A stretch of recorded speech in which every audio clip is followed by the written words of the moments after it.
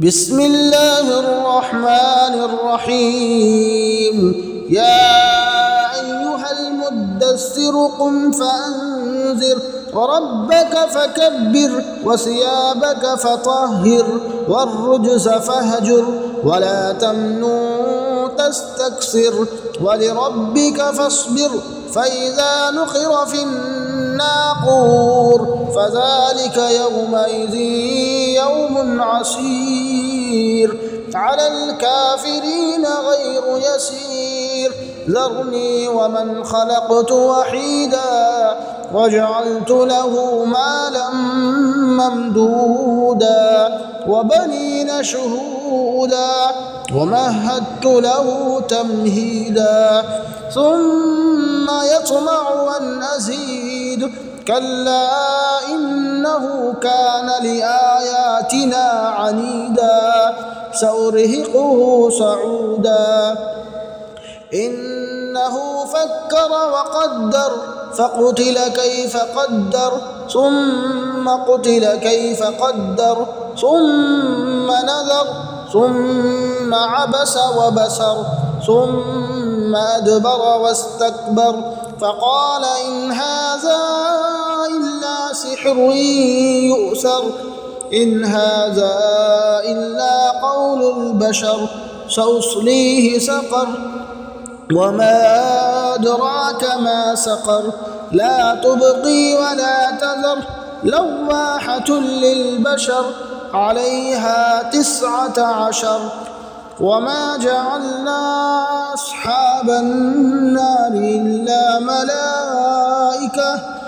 وما جعلنا عدتهم إلا فتنة للذين كفروا ليستيقن الذين أوتوا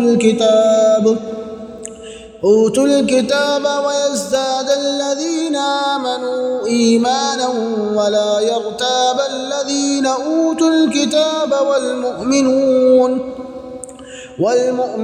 وليقول الذين في قلوبهم مرض والكافرون ماذا أراد الله بهذا مثلا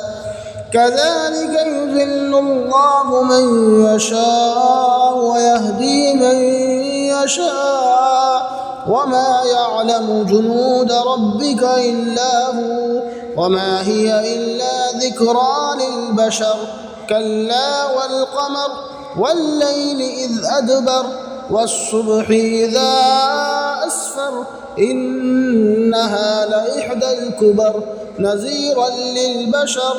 لمن شاء منكم أن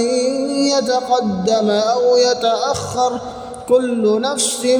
بما كسبت رهينة إلا أصحاب اليمين